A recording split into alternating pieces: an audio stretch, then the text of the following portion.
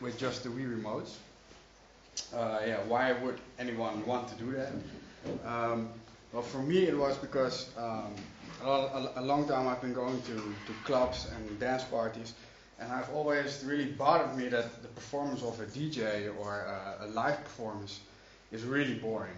I mean, when you go to a rock concert, it's really fun to watch because you see the guitarist and the drummer, and it's really physical. And especially dance music is, for me, is really physical music. So whether you're just mixing two tracks or doing a live performance, which is most of the time actually worse to watch than a DJ, because they're just using weird buttons or MIDI controllers.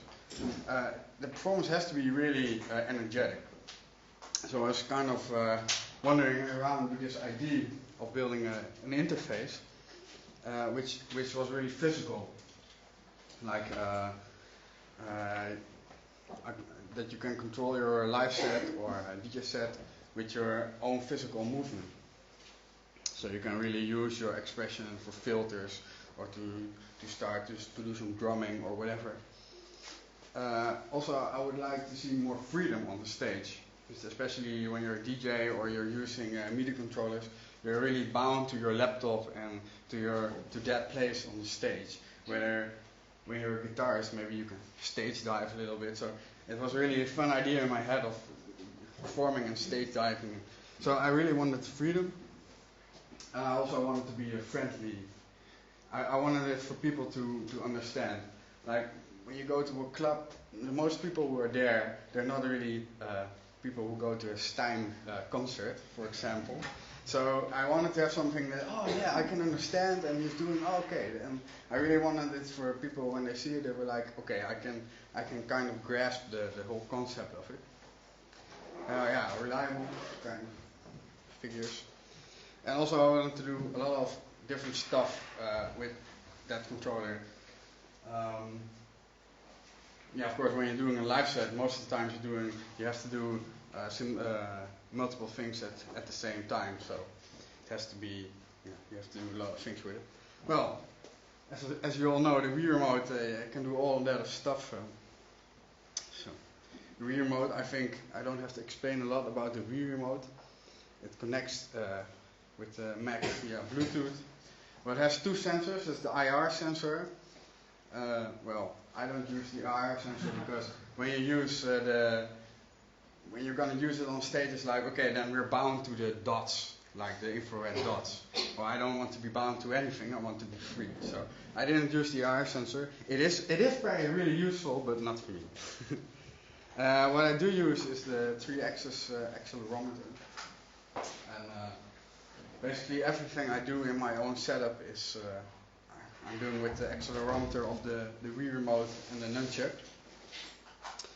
Well, one of the most obvious things you can do with the accelerometer is just map the amount of acceleration to MIDI.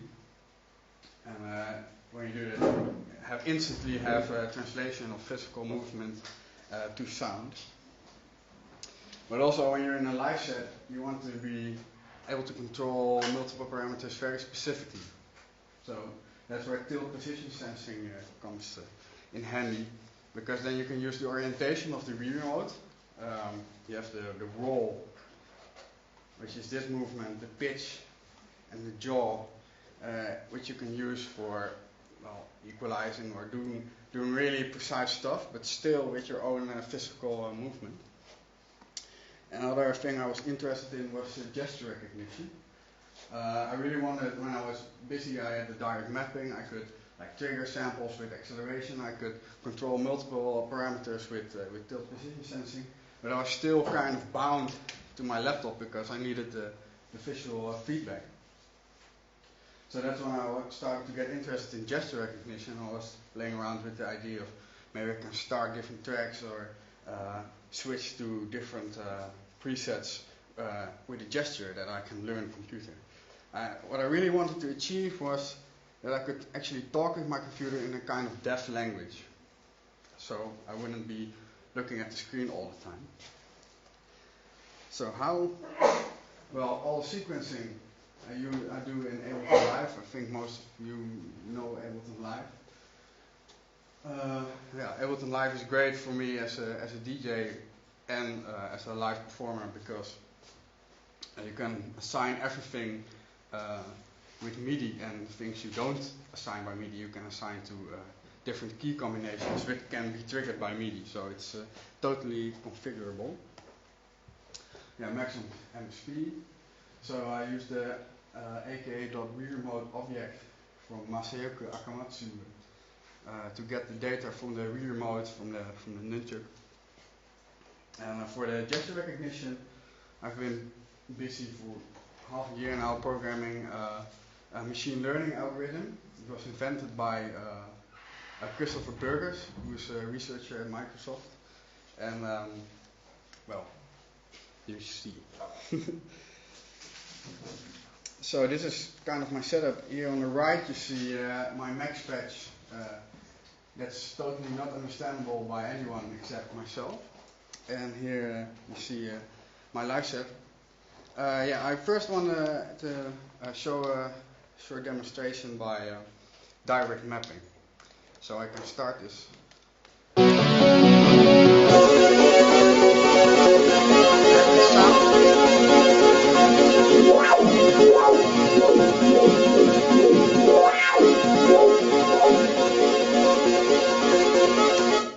So instantly hear the acceleration, the translation of physical movement into sound. It's really simple. It's just a high pass filter, and instantly when you do this on stage, which is really important for me, instantly people see, he is doing something with his remote. And when people see he is doing something with his remote, they can also make a connection to other things. So because a lot of things I do during my set is really small movement or quick movements, and it's really easy for people to kind of lose you, like what is he doing? So it's really important for me to have moments in my set that people actually really have to see what I'm doing, and that they can make the kind of grasp the concept. So now I do the same filtering with tilt position sensing.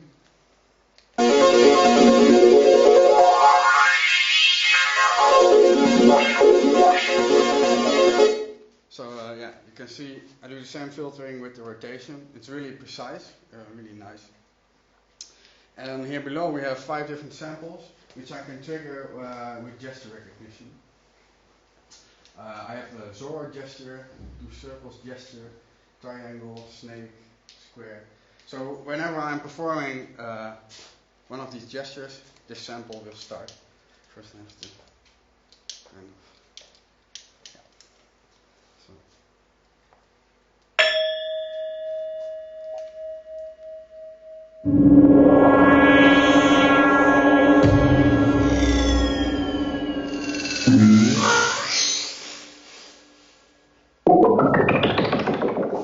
See, it's really difficult to trigger samples at the right time.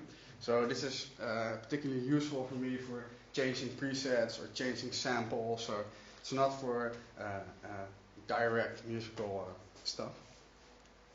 So I guess I'll just do a short DJ set, and then you maybe can see from, oh, now he's doing tilt position sensing, and now he's doing this or that. So you can dance if you want, but I don't think anyone will. Yeah.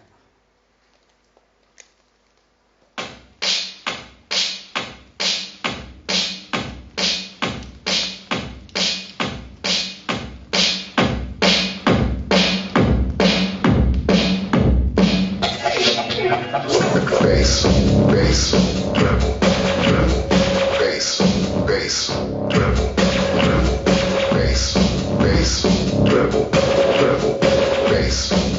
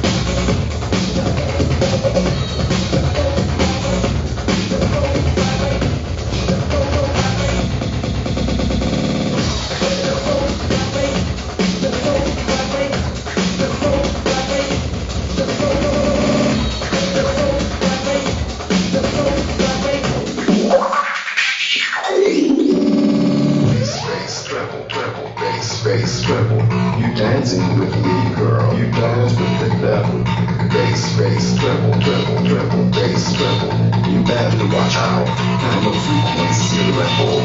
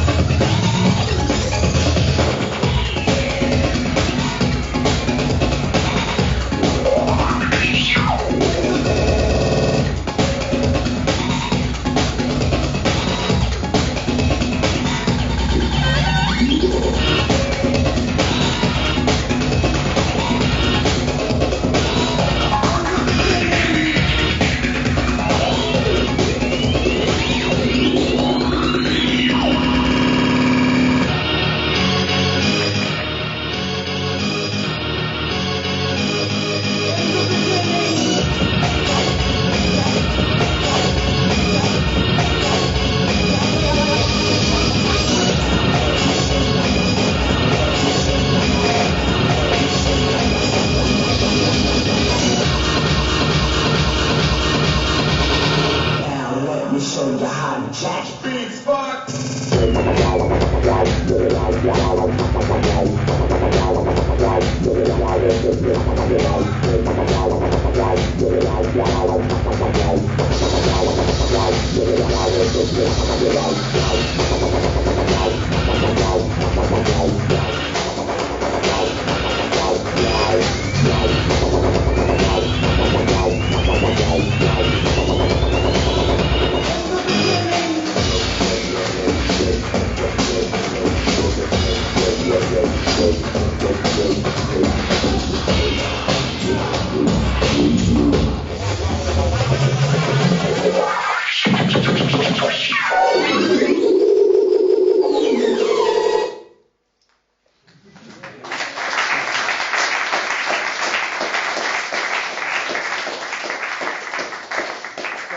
That's basically for me VJ performance.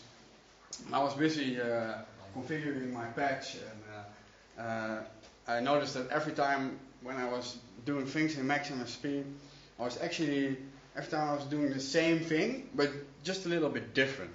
So that's when I got the idea from, okay, maybe I can just create for myself a kind of easy to program interface.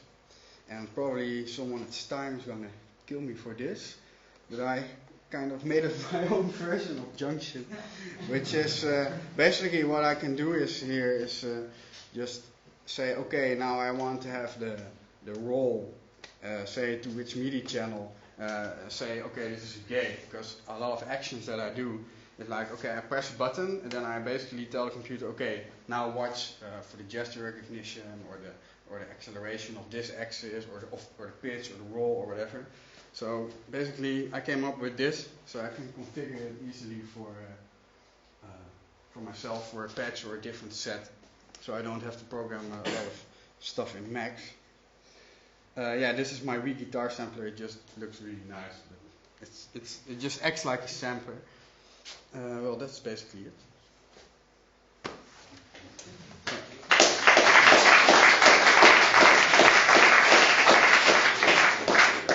Any questions? Yes. Yeah.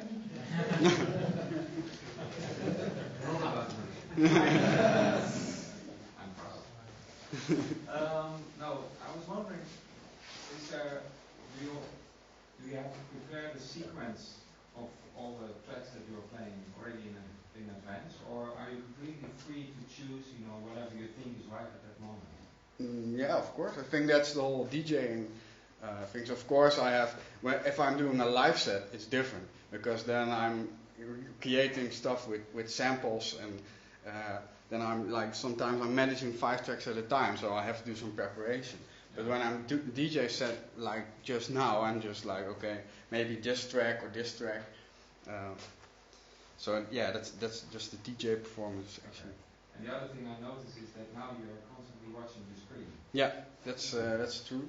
Yeah, it's mainly because I'm not used to playing for this kind of audience. When it's like a dancing audience, I can just choose my moments to go into the crowd and dance with the people. And also during a performance on stage, I have this screen monitor on the floor.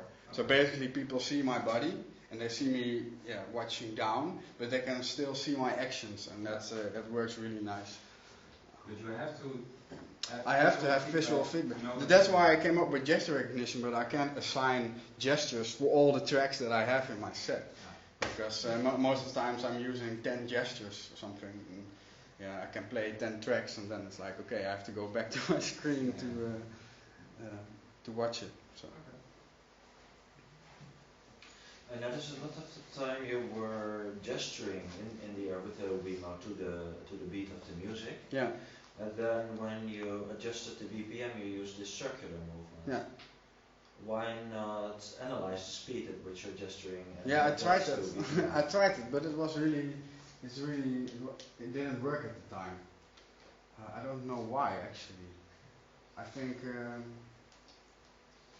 don't know. Because it kind of looks like me. It looks to me that like you actually want. You seem to like subconsciously want to adjust the BPM in that way. Yeah, but I don't know. I tried it, but it was really inaccurate. I could try it again. Maybe I didn't like spend the whole study into trying to adjust the BPM by mapping. But I kind of like the idea also of like turning, just turning it on, and it's definitely something I look into. And most of the time when I'm smashing, I'm either telling the computer to start or stop a track. So I have here this.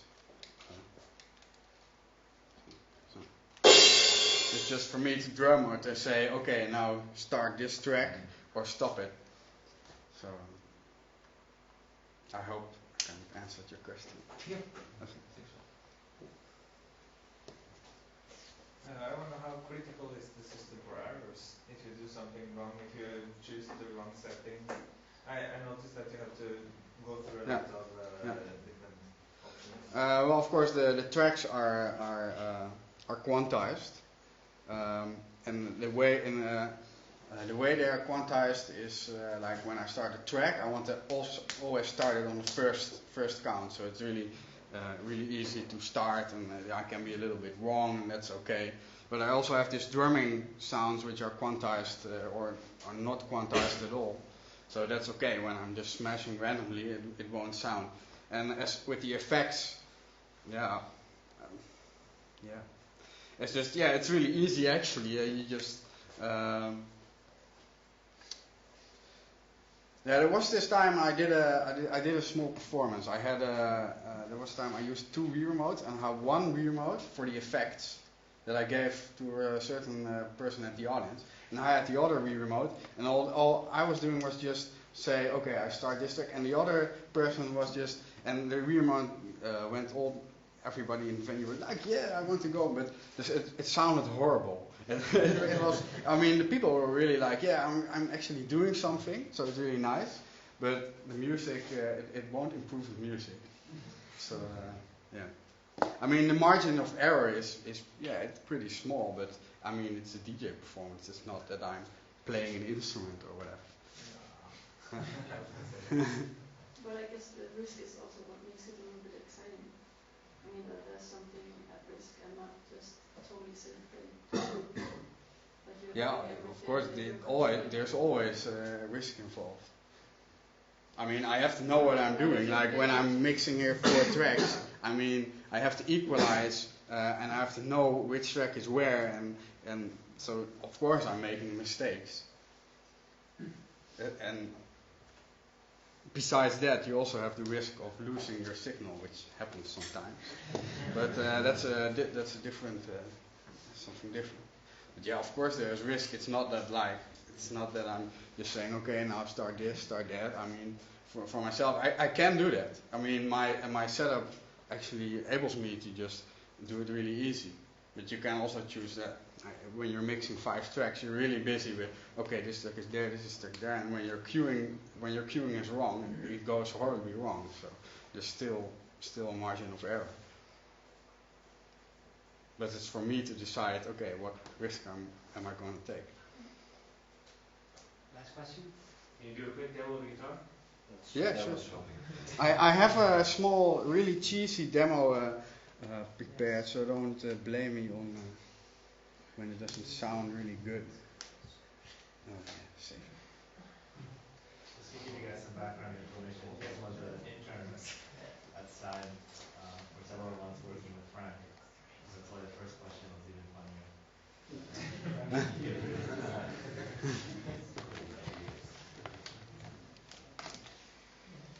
So, I don't know if it's gonna work, but it's risky, so it's good.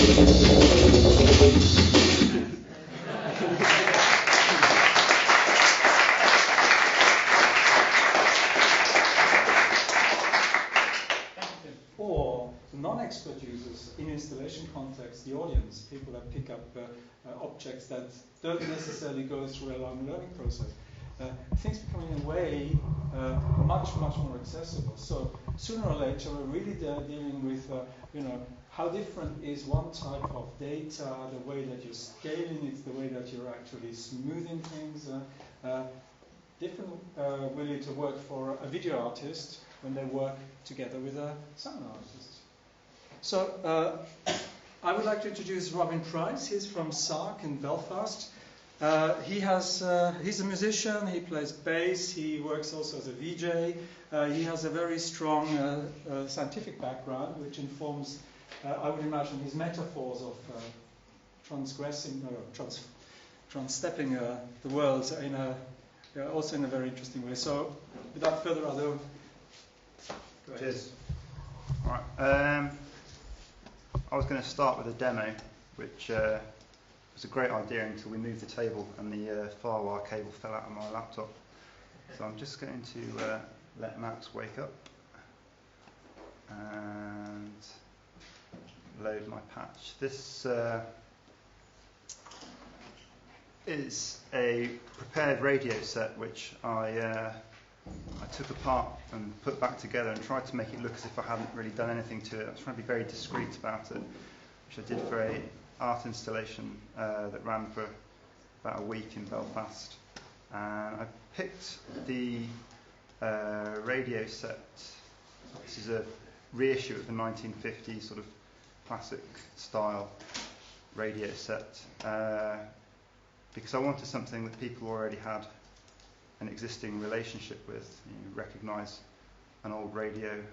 Everyone's played around with radios as a kid, and I think we're aware of them as a device for accessing music, not for interacting with it, but for just for getting it. And we're aware of browsing, so it has certain connotations, and you know how to use a radio set. So I was interested in taking that existing relationship and subverting it, also sort of using it to break down the barrier that sometimes exists between the general public and what has been categorised as inaccessible electroacoustic kind of sound art stuff that people don't always we go. Awesome. All right.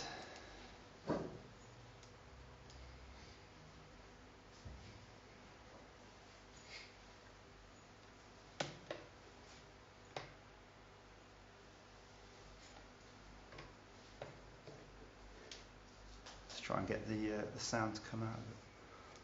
Come on.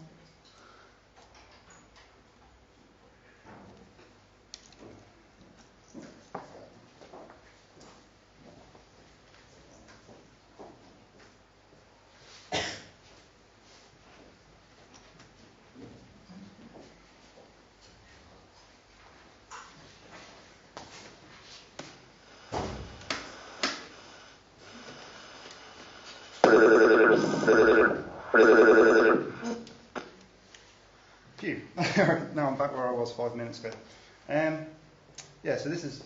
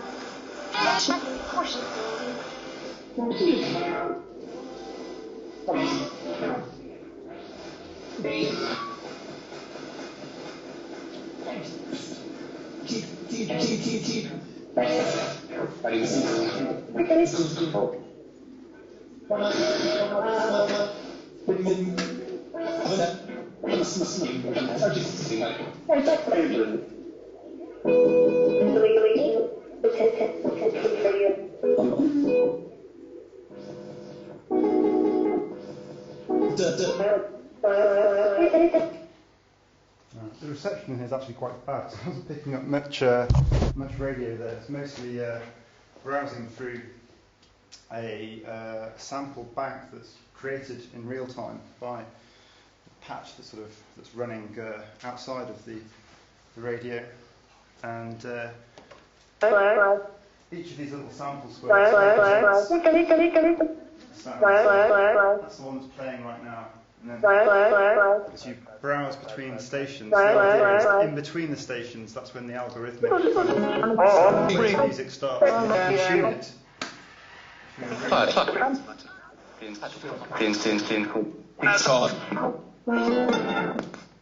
the reception's too bad. Anyway, works much better up in the top floor. So I'll just swap back to my slides, and I'll talk a bit about the kind of mapping design that went into taking gestural sort of data from 3 turning sort of knobs and 3 push switches, and then trying to get as much kind of fun out of that. So just fire up my presentation.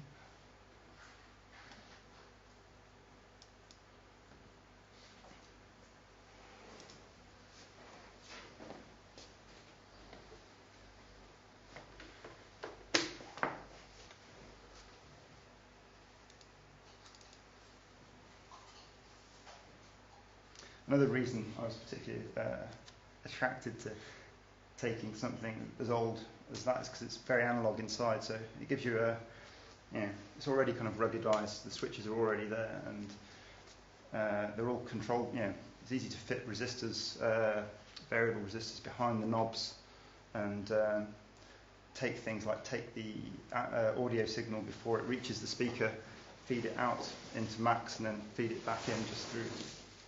It's very important to me that I had a really nice, clean kind of aesthetic for it, so it didn't look like it had been interfered with too much. It was just a radio that was possessed by the devil.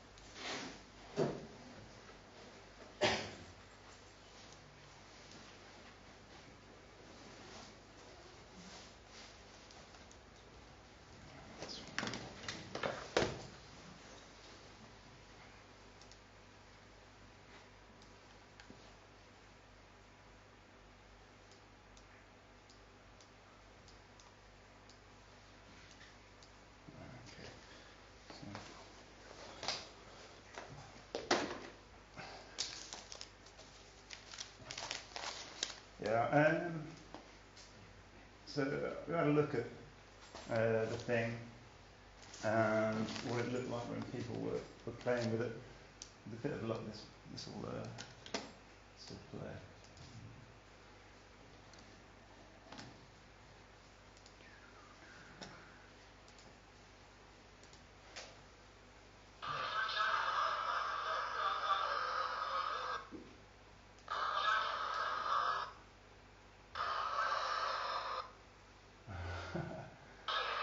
This is what it looked like in the installation context. It was just sort of dark here. It was just stuck on a bedside cabinet, and I was doing this data projection next to it.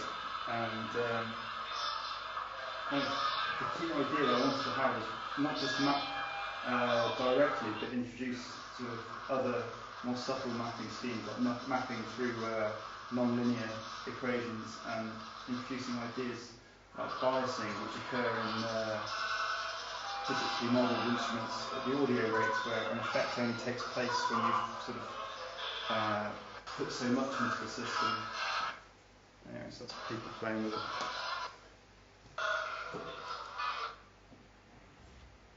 Could you explain a little bit what the different functions on the radio and Yeah, interface are connected, what we see in connection to which visual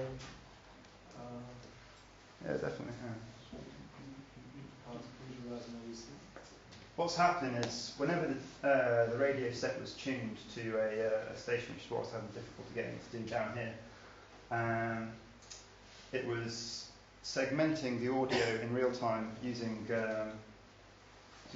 Tristan J. Hatton's analyzer, which is similar to Fiddle and Bonk, and segmenting the audio and then doing real-time spectral analysis on it, looking at the data that I got from it and then comparing it to other samples that I'd already saved. And if they were sufficiently different and new, then I'd enter them into a database and save the WAV files. And as soon as they got entered and saved, they'd get visualized in that this kind of swoopy thing that I was sort of hoping would kind of be engaging to look at while the people were playing. What I was looking for was kind of reaction in a gallery user where they're not focusing too much on what one particular dial does or what one particular gesture does, but they just sort of, you know, step back and look at the bigger picture and browse. Just like when you're looking for a radio set, you don't know what you're looking for, and you might not know what you're looking for. And that's some, it's a childhood memory that I had of just being really interested in lots of different radio stations. There's stuff out there. And what I wanted to do was build something that could take that and then make musical stuff in the space between the stations. So anyway, when these samples were gathered, I then used a mapping scheme to display the data. Tristan's analyzer, as well as spitting out a lot of frequency kind of stuff, it outputs some. It gives you three kind of properties which are useful. Loudness, which is self-explanatory. Brightness, which is just a measure of the spectral centroid, and how noisy the sample was. So you can imagine hi-hats be pretty noisy, and then anything pitched would count as less noisy. And then in terms of mapping that, sort of visualise what kind of samples have been gathered from the radio signals, I applied a mapping scheme that sort of is intuitive if you come from a background and playing around with maths a lot. So the first one was just stick loudness along the x-axis of this visualization, and then let the other two pieces of data, so brightness and noisiness, correspond to the angle in this kind of circular. I'm working with polar coordinates. And then let the noisiness dictate distance out. And that's giving you sort of a map of the database that says, well, you can say, well, if this is the less noisy end, then there's a lot of stuff around here that seems kind of similar. If this is the, so I said loudness along here, so this is the more loud end, there seems to be lots of data around here. And while you're browsing, you're moving this kind of this selector bar here, up and down, and selecting groups of samples that are, that's what's used to make a kind of, I was doing simple algorithmic stuff with Markov chains. So that's, I was doing a lot of spatial mapping, and then as you chose different frequency bands to look at, that would just change the, it would just permeate the mapping scheme. So the next position would become related to brightness, and the theta angle would then be related to noisiness. Yeah. So you just kind of move through them all. So each time they'd all recategorize themselves, and you could get a different idea for what kind of data was inside. But the other sort of central mapping idea behind it was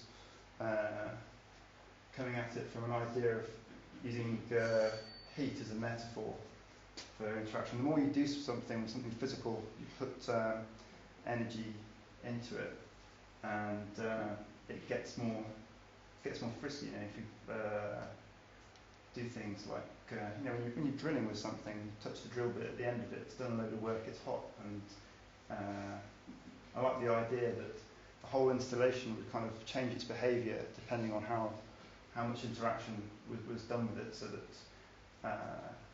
if it was someone played with it a lot, it would start to really glitch up, and then if they just left it alone, it would decay back down and sort of, you know, turn into this kind of ground state.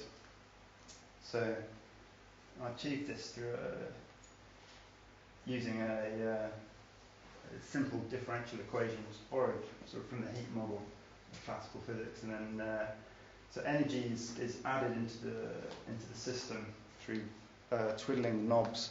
So quick twiddles or lengthy twiddles add a lot of energy, and some more gradual ones don't add as much. And all these motions have a direct kind of one-to-one mapping with things like loop length of the glitches and the filter cutoffs of delay lines and the times on delay lines. But they also all feed into this heat model. So you can't, just like Atau was saying about there was coupling in his system between the position and the tension. You couldn't remove one from the other.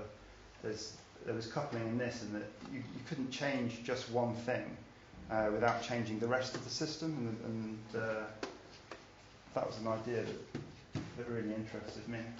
And then another aspect was taking this idea of biasing, where an effect like the glitching, only instead of kicking in gradually over time, so using a crossfade to introduce more glitchier kind of sound mangling techniques, it just kicked in all of a sudden above a certain threshold. So if you played with it for a little while, or you played for it and just really rubbed it up, it would all of a sudden break out, and then on the way back down it would just stop glitching and go into its sort of other modes. And the idea of biasing is something that sort of seen in papers about physical modelling at the audio rate, but I think it's something that it's interesting at control rate, kind of take those ideas. So it's like it starts spiraling at a certain point. Yeah, it starts, certain effects, they just kick in. The analogy is like the frog in the boiling water. You throw a frog into the boiling water, it'll jump out straight away. And you put a frog into cold water and slowly boil it, it'll just sit there, it never notices. So I think what you want is something that you want things that kick in all of a sudden and alert you, and you also want slowly changing things, like this heat model, that it just slowly heats up and then all of a sudden, poof, then you can, you know, that's an interesting way of, because I couldn't compose for the intro. I didn't know how people were going to play with it. I just wanted to know, well, after this amount of time or this amount of interaction, I want this to happen. I want it to get glitchy if they put a load of stuff into it. So that's why the idea of using sort of piecewise kind of functions, where you say if it's, you know, got to this point, then suddenly kick in with this kind of effect. And yeah, so I've talked about the database kind of aspect, and this kind of central bar thing is really just a visualization of 25 frequency bands.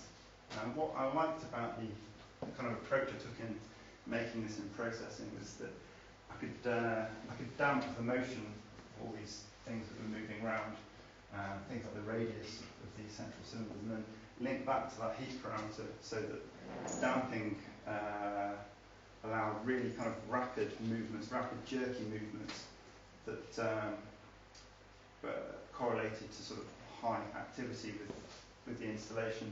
And then if people sort of let go of it, it would start to go for a more kind of glacial, slow, more damped kind of movement. And again, I sort of wanted to copy that idea of biasing from the audio into the visual mapping system, such that when it really started to, when the glitch mode kind of kicked in above a certain temperature, the screen would kind of shred, and you notice the sort of the scale would kind of go whoa out. And this again was the use of biasing in the mapping scheme. So, I think the kind of questions for me that came out of it were, well, I was happy with it and it seemed to go down well. And I got a 9 paper out of it and everything went well, but I worry about whether the model's got a sort of kind of inhibited transparency, because I'm using one-to-one mappings for the dials, for the sort of positions of the dials, but I'm also mapping through this kind of hidden but this parameter, this heat parameter that I'm trying to make obvious through the whole behaviour of it. So I'm allowing that to control a lot of the parameters. So by mapping at the same time linearly and non-linearly, is that a problem? And I think that's something I need to work on. And I think there's depth to it, because we perceive things like locations as changing linearly, but we know that things like velocity and acceleration, the amount of energy that is involved with them, that changes non-linearly. And things like, sort of just simple examples like having throwable faders. Everyone's seen the really great YouTube demo for this guy's got an Arduino kind of LED thing, strokeable LEDs that light up as you touch them. But you can also just go like that, and it'll ping off the other end and bounce back. And that's building sort of a little kind of bit of physics behaviour. So it's not just a linear map between where you're touching and the data you're getting out. You're saying you're allowing that fader to behave like a physical object, but it's virtual. So you're saying, whack it over there and then let it bounce back and slow down, as it would in real life. So using those kinds of ideas have been explored, I think, mostly in physical virtual instruments, using physical models, taking those ideas and looking at them at more at the interaction rate and the audio rate, sort of, and looking at them for inspiration. That's where I see myself going next. And I'm working on another sort of visualization database, data set visualization. This is the first one. It's nice because I like the fact that it's got length, so that samples spread out along it. And the one I'm working on at the moment is a sphere, and I've tried using the same mapping scheme, say loudness to X position along it, but of course because it's a sphere, it's symmetrical from all sides, whereas a cylinder or a rod isn't. So I'm looking at using ways of sort of just using a piece of maths to transform cylinders into spheres when it's useful to have something that can point, or and then using spheres when that kind of thing seems good. So is there any questions or anything like that? I'm done. So the past sessions and maybe especially with your talk, there's a lot of talk about what input you get and the output, and there's a mapping between them, and people have talked about what kinds of mapping they use and how they work, but I feel hardly any attention has been given to how we find these mappings, like how we find mappings that work, because of course we can just go with the you can map anything to anything. You can go with gut feeling, you can map anything to anything, but I think most mappings will be really, really bad ideas. Yes, true. And some ones are better ones, and I think you could arrive at like a local optimum with just going with gut feeling and adjusting. But it seems that your research into this is more academic. So do you use like a more formal method of finding these? No, this is formally presented because that's just the way I'm used to giving presentations. I come from. But you still go with gut feeling. That background. Yeah, but when I built the this mapping kind of system, really I just wanted something that looked pretty, and that was the best looking thing. I mean, when you change the mode selection, they all swooshed around. I mean, the spectral data that I was getting wasn't particularly reliable. What I really wanted was a way of differentiating between different sounds, and if a sound was the same, they'd appear very close together spatially. So other than that, I'd say that I haven't approached it in what I would call a scientific way. In terms of evaluating which mapping schemes are the best, that is, well, the methodology for doing that is probably really important. There was interesting stuff done in papers at 9 this year about how to evaluate the way people respond to different schemes. And there's one guy who's doing these things where you sort of write down, you do you only got a limited sample size, so you might do 5-6 interviews, and then he would literally sort of compile a spreadsheet of every word they use and do real sort of analysis to try and find what worked.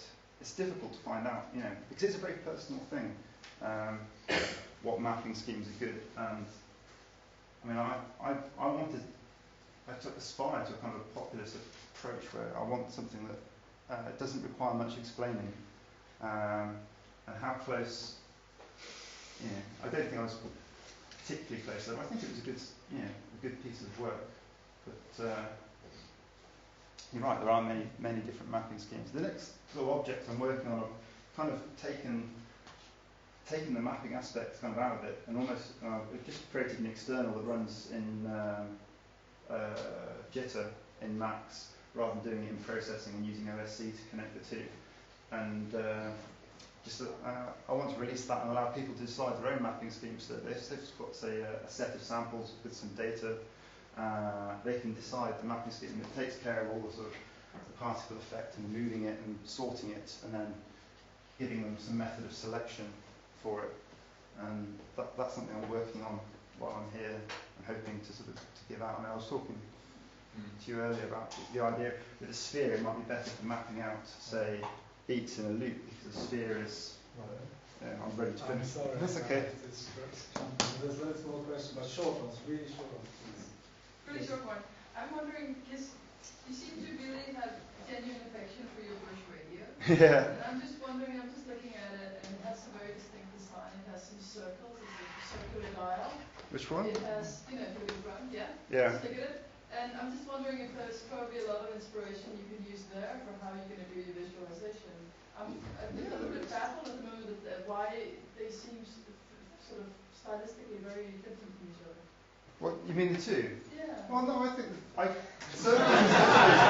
disagree. I took the colour scheme. The blue was from the blue on here. But there's no text on it because I didn't want any text. I'm doing a visualization for YouTube database that has text. I've sort of written a script that downloads vast amounts of YouTube, and that's got a lot of semantic tagging. I wouldn't just recommend text. I'm just more thinking lots and lots of circles and lines and stuff could maybe be interesting to sort of get that kind of chunky feel that you so clearly have in your object. Okay, so you'd like. I'm just thinking maybe a source of inspiration. No, it is. It's a lovely. It's a piece of equipment I'm very dear of. There was one more question. Point than like Sorry, which just, is a shape. let's just have one more question. So we're really running short. It might be a long answer. Sorry. Sorry. Probably will be. I'm curious. I mean, you started it as a performance, right? And then you moved into using it as installation. No, it was never as a performance piece.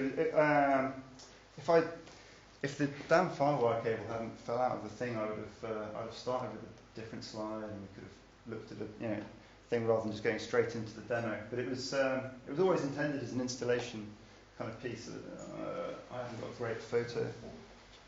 In either case, like, what was the intention that you're trying to communicate to the people at the installation? Was it a heat metaphor, or was it the act of performing some kind of glitch music?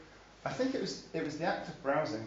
The original sort of inspiration behind it came from using my radio, a different radio at home, and I have this iPod tuner thing. I wanted my music, and I couldn't quite get to my music because it was broadcasting on the same frequency as a different station. So I was always trying to find a free sort of frequency that I could broadcast in that little 10-meter radius and just pick it up. So that was, and I thought, oh, there's something in there that I could perhaps sort of take the fact that motion, that kind of, a bit like it's the same motion you have when you're trying to set the taps in a shower. It's really fine, 1 nanometer this way, that way, and then I wanted to take that and turn it on its head, do something different with it, and explore it in a musical landscape kind of way. So I wanted. Did people get that? They seemed engaged by it. I mean, people generally spent 3 or 4 minutes playing with it, and then they totted off, and I got good feedback. And it was running for a week, and I didn't. I videoed people there on a couple of days, and it went fairly well. But maybe we're in a lucky situation because Robin is here a few more days anyway, so that you could maybe set it up in one of the rooms and people can try. Yeah, no, I'm totally down with that. Gives you the chance to put your hands on yourself. Well, sorry to move these things around, but I'm afraid we have to go to the next one. So thank you very much, Robin. For giving me this opportunity, and today I would like to talk to you about my recent idea about inaudible computing. And inaudible computing, the kind of the extension of the physical computing. Maybe most of you already know. And my idea is to employ audio signal as a means for the conversation between the physical world and the digital world, and by using standard audio input and output with your computer here, and as a converter for physical components like a sensor or actuator or other kind of things. And today I'll show you some demos and the application of each demo. So first one, the push button. So here I have push button, and two connectors in the side of the push button. Then I connect the button here and then here. Then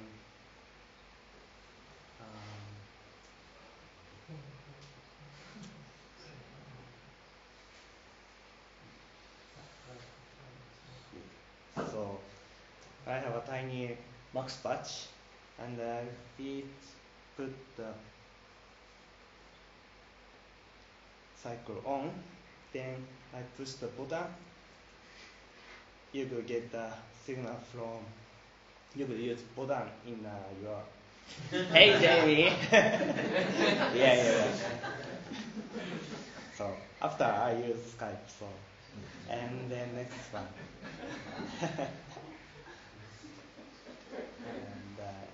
And we use this technique for our installation Mona Lisa Shadow of the Sound. It's an installation which enables to see the sound and hear the image, and after it translates each pixel of the image to each sample of the sound file, and then each sample of the sound file to this RGB value of the pixel. And then this is a demo movie. Oh, wait a moment. Sound. Oh, sorry. Yeah, okay. So here we go. So there's the button.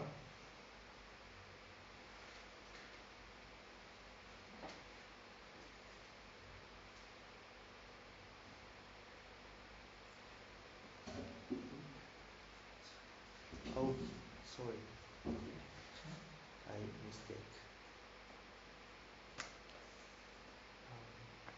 I'm sorry.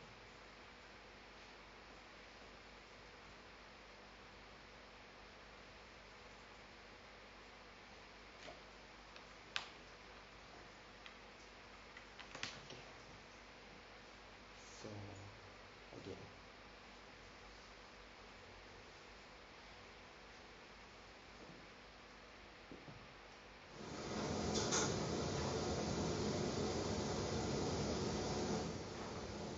Then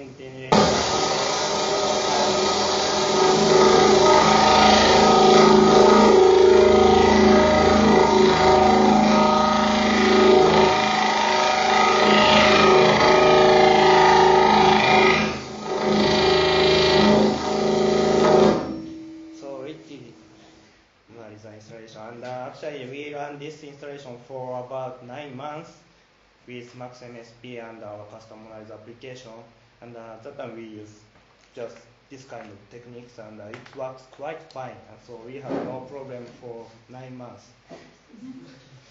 So okay, and the next one is okay. So next one, the fader.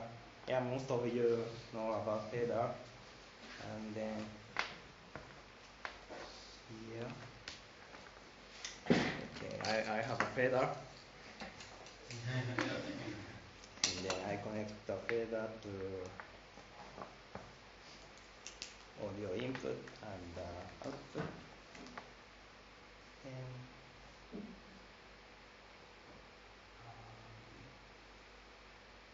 yeah. So yeah, almost same patch, but then I have a peak amping patch. And then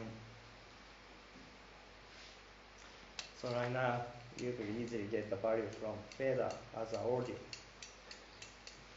And if you change the volume of the audio, you could change the scale, kind of the scale. And then I have some example of the fader. So it's a sine wave oscillator.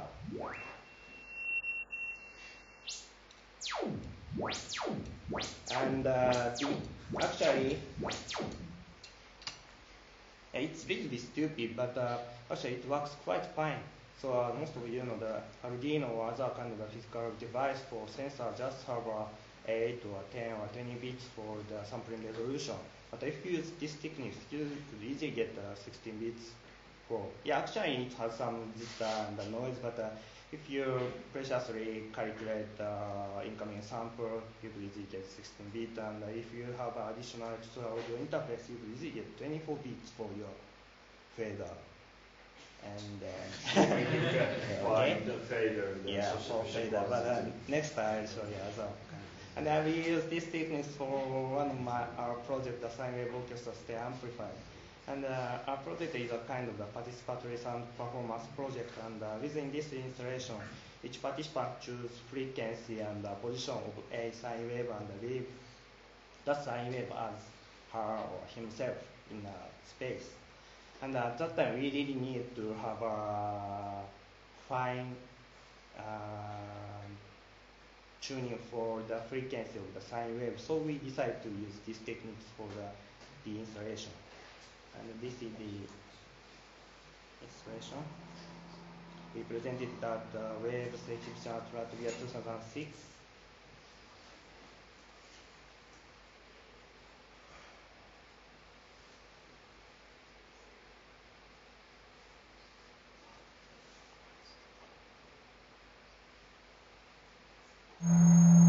And we have one rotational controller for the speaker position and one fader for the frequency of the sine wave. So people choose the location and the frequency.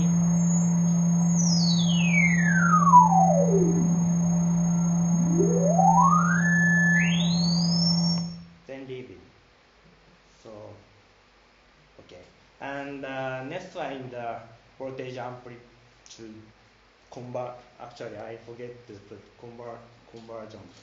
Yeah, voltage amplifier conversion circuit. And right now I have this is the actual circuit, and then now I have a 3-axis accelerometer, but in this time I just use 1 axis. And then here's the audio connector. And there is the audio inputs and outputs. So there is the audio input and the audio output is connected to just a normal stereo cable. Actually, this circuit is a kind of a ring modulator, so it multiplies the incoming audio to the analog voltage from sensor. Then output the value. So the patch is almost same as for fader. And then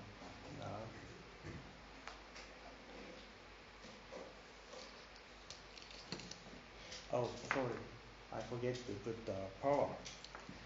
So I get the power from USB connector, just use 2 lines of the USB to get 5 volt.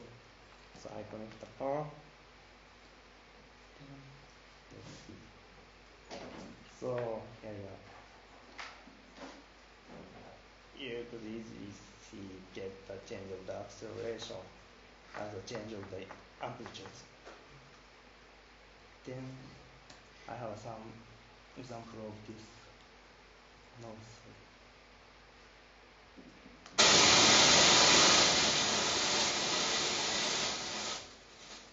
So right now I put the value from the sensor to the volume of the white noise. Then I could use it kind of a shaker. But it's so precious, and from my point of view, it's better than we control our other kind of acceleration, because it has a very precious sampling frequency and sampling duration.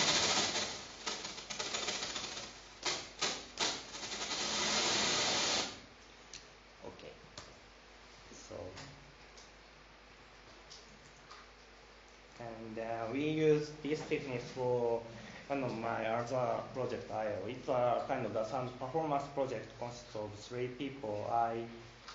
He's a performer, and Tairi Sawai, he's a sound designer, and me. And in this project, I mainly doing instrument design kind of things. And in this performance, we have 2 spheres, and each have a 3-axis accelerometer and a small light bulb, and one has a transmitter for ultrasound, and other has a receiver for ultrasound. And then, it's a kind of our instrument systems.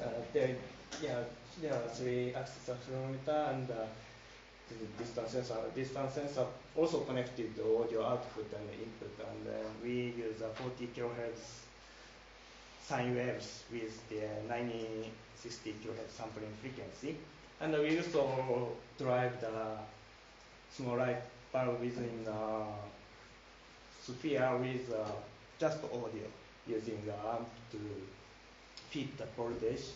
And we made such kind of a custom box for our performance, and the sphere looks like this. And this is the video of the